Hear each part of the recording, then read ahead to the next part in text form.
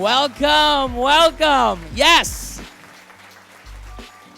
Welcome, everybody, to the TEDx Grand Canyon University event, preview event in plain sight. We are so excited to welcome you live in Thunderground on the campus of GCU. We are so excited to be filming this and doing this live interview in front of a live audience here, and we cannot wait. My name is Cale Duarte. I will be the host for tonight and in the episodes you see in the next few weeks, as well as the main event next month in February. We are so excited to have 4 speakers as well as 2 performers perform for us tonight, and we cannot wait to hear from them, kind of what makes them and their talks, and we cannot wait to do it. You're probably wondering about the theme, and the theme is in plain sight. And we kind of want to take a mask off and kind of talk about what that means. It was literally, in plain sight means to take a mask off.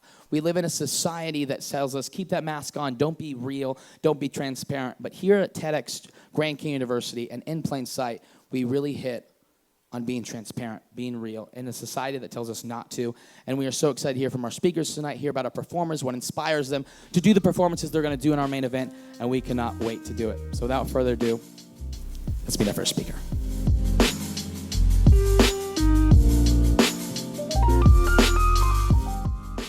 Tonight's first speaker at the TEDx Grand Canyon University event, preview event in plain sight, please give it up for Jessica Brubaker.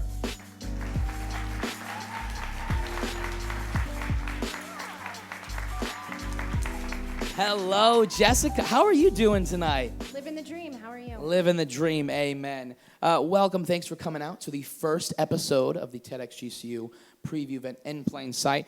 Jessica, I just want to get straight into it. We were talking before, and you had a line that I will not forget. I think I'm going to write it down and put it in my journal. It was life. It was life is a journey, and you even said you think the word journey is used too much. And now, personally, I love the band Journey, but I want to talk about what makes you say that and just go into that. Well, I think that people say that a lot, where they say life's a journey. It's not about the destination. It's about how you get there. And I think that that's true. And often when I say that to somebody, they kind of roll their eyes and they're like, no, but it's about the destination. And so I think that the word journey just means, going from point A to point B is all well and good, but there's so much along the way in plain sight that you miss if you don't pay attention to the journey. Sure. Talk about the journey. Actually, it's funny because we were talking about before, I would never in a million years wish this upon myself, but you just finished up a half marathon this weekend. First of all, can we give applause for that? It's a half marathon. I'm breaking a sweat just thinking about it, folks. But you just ran a half marathon. Talk to us about that. That's pretty cool. Bucket list. I didn't run the whole thing. I don't need to tell you my time, right? That's funny. How was that trained for that? That's a monster. It was really, really, really far. I bet. Really far. I actually made the mistake the day before we traveled out of town to do it because I knew there was no way I was going to run 13 miles unless it was next to the beach. And so the night before the race, I looked at my husband and I said, we should drive the course just so I can kind of see what to expect. And we're driving down the street and I'm like, we're not there yet. We're not to the turnaround point. And we kept driving and kept driving. And then when we got to the turnaround point, I was like, babe, this is only halfway. So you ran the half marathon. Yes. A full marathon in your future? No. 100% no. Well, there goes that Maybe question. Another half, though. Maybe another half. Okay. Would your husband join you on the next one? He joined me on the first one. Oh, what a guy. Yeah, love he's it. Pretty good. Supportive. We like him. I love it. I'm writing down husband notes. How half marathon, we were talking about before, and we don't want to dive into your talk at all, but you said it's okay to mention self-care. Absolutely. And you actually made the comparison of self-care is a lot about like going to the gym. Mm-hmm. And you needed to get to a position where you could run a half marathon, so you got a trainer. Yes. Can you just touch on that and your world and kind of your mentality when it comes to self-care as much as you can? Well, I think I talk about self-care all the time because I'm a therapist, and so of course, that comes up in my conversation with clients. And oftentimes people are kind of like, I don't totally know what that means. Like, I get pedicures sometimes. Maybe I'll do a facial every now and then. But for me, I think self-care is really about how you attend to your relationship with yourself.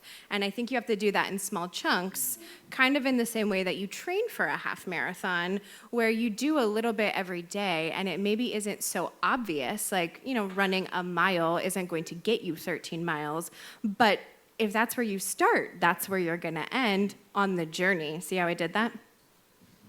So if it's fair, and it's interesting because it feels like in my generation, we always talk about the journey, but we're always scared to run down it. And I feel like we always use the word journey. It's like, my life's on a journey, but it's just a crutch.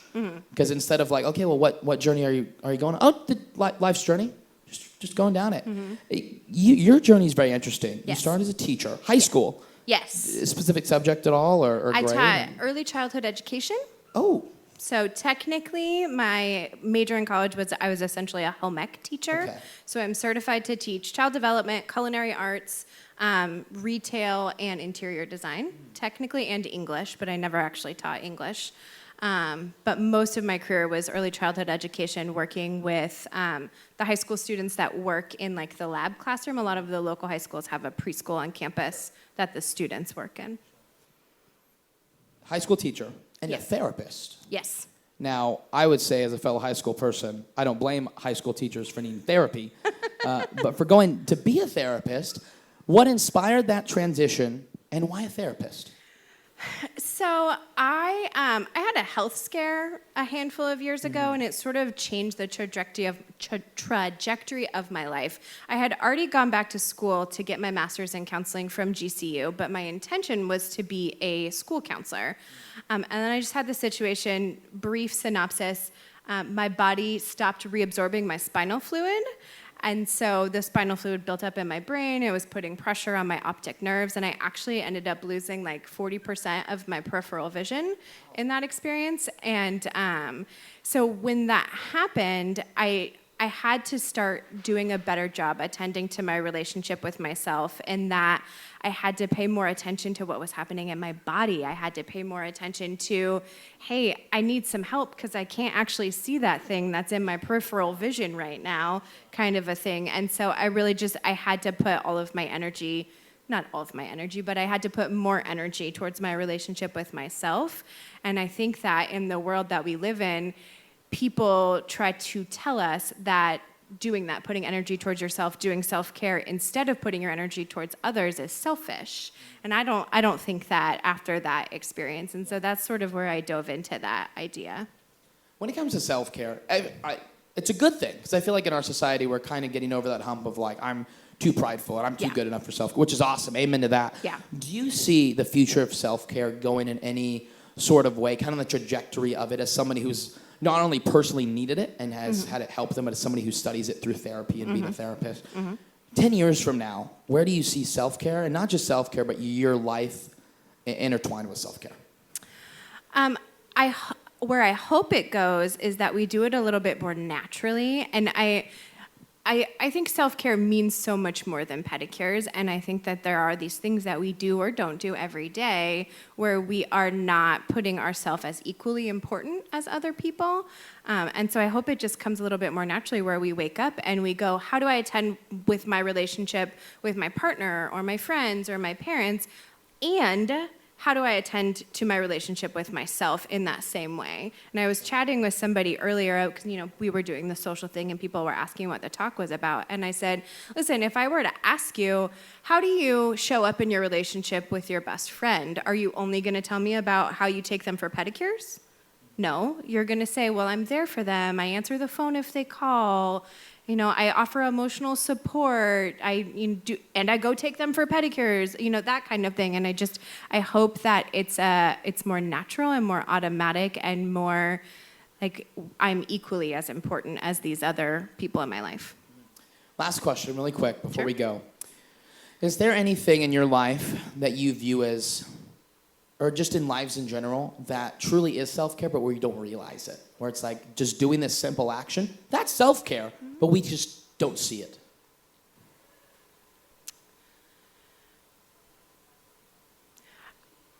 I think anytime you connect with yourself, so anytime you're sitting in quiet, anytime you are paying attention. For me, it's about your body, your mind, your thoughts, and your like how you speak to yourself. And so I think all of those actions kind of get encompassed in that overall kind of thing. Well, Jessica, thank you so Absolutely. much. We cannot wait to hear your official TEDx I'm Grand excited University to do talk. it. And you can see that in February live at the TEDx Grand University main event. We'll be right back to our preview event. Thank you.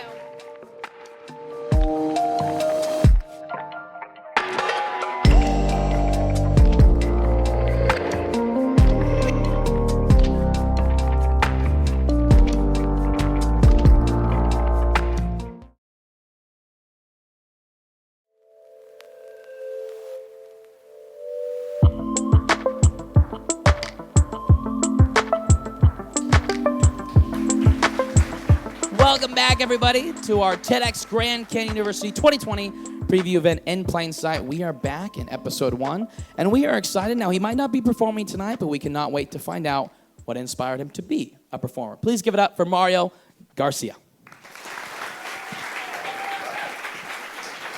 How are you? Wonderful. Mario, how are you? Doing well, I hope? Yes, doing very well. Happy to be here. I love it. Mario, I want to ask, kind of wearing the beanie, wearing the Vans. It seems like a very Actually low not Vans. I'm not deeply sporting a sorry. brand today. I love it. You just see, you're very, just a chill guy is the vibe I'm getting from you, and I love it. Is when it comes to performing, I just want to jump right into it. We were talking beforehand. You're the only guy in a family with 5 sisters and a mom. Can you just talk about that and your upbringing and what makes Mario Mario? So it was an interesting experience. I love my sisters. They're awesome. Here comes a butt. I mean, but being the only boy in the house, I didn't have I have a brother, but he never lived with us. So it was just kind of like me versus all this feminine energy, Britney Spears, Backstreet Boys phases, chick flicks, and I've definitely seen just about all the. Is there a chick flick that you still like? Honestly, I don't mind chick flicks. I think they're kind of enjoyable. There's someone. It's cliche, but the Notebook's a good one. No, Actually, A Walk to Remember. A Walk to Remember. We don't talk about that. I'm gonna start crying. I know. It's a tough But yeah. life for the 7-year-old.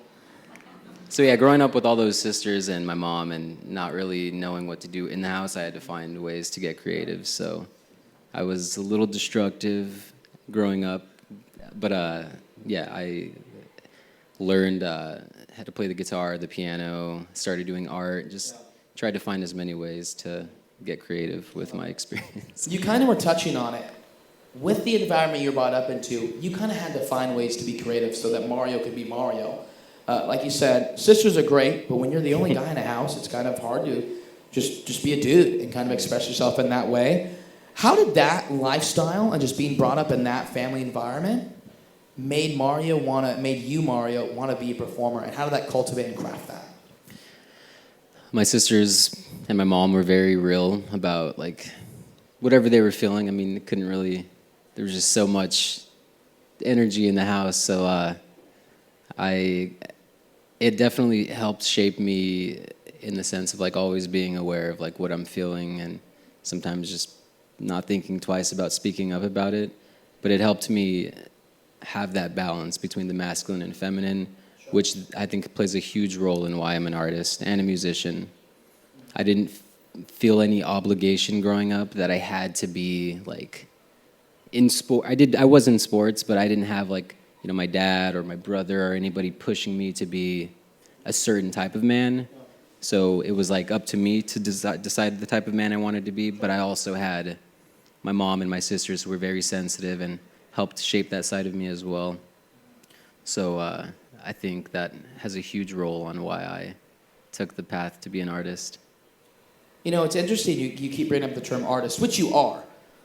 It feels like in today's society, the word artist has so many different meanings and has so many different translations it could be. Mario, I want to ask, when you think of the word artist, if you had to describe it to, say you were just doing a TED Talk just on artist, where do you even start?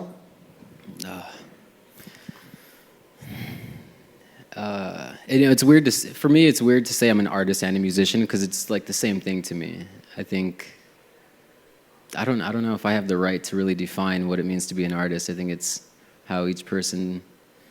I think it all comes from the same place within, whatever that creative like element is that we all have. I truly believe we all have it in us, and depending on how much you believe in it and actually like visit that and like nourish that element, I think that's what'll determine what type of art you end up doing. Yeah, I don't really know how to define that. Who does? It's Mario, you're painting and calligraphy, and that's such a beautiful thing to think about, like calligraphy and then painting. I don't have an artist bone in my body. I did musical theater. That's about as artistic I got. I can't even write well. But I want to ask, when you think of something like calligraphy, it's not a common thing you see. How did you even get into calligraphy and something that you're so passionate about with it? So when I was growing up, I've been doing art most of my life, but in 8th grade, I started doing graffiti. I was pretty reckless, like I said, so it was a little rebellious phase of mine. But just playing with English letters, and I really loved letters and making my own versions of them. But when I was 16, so 4 years later, I started learning about like the Arabic language and like the Islamic belief system and all of that, and I was just really inspired by the Arabic language. It's so rich, it's so timeless, it's made its way through so many parts of the world that weren't Arab, and from Africa to Spain, just everywhere, and with each place that it went, there were new forms of it created. So I think that to box Arabic calligraphy into just like the realm of like Islam or Arabic or like Arab culture, I think it's way bigger than that because of how much it's made its way around the world. And I'm Hispanic, I'm Italian, I'm from Phoenix, but I love it and I'm inspired by it. So I want to like show my interpretation of it, like my appreciation for it, and just convey it in different ways that I feel could connect to other people that don't have an understanding of the culture or the religion or whatever. One thing I always love talking to artists, especially like somebody who's a musician, and it's obvious you have an immense background in just the world of being an artist. I always love figuring out was there anybody, like a certain musician or artist that you just, whenever you're down, whenever you need new creative juices, you just go to. Do you have a go-to artist that you just can always rely on, that this is a man or woman that just inspired me to continue my passion?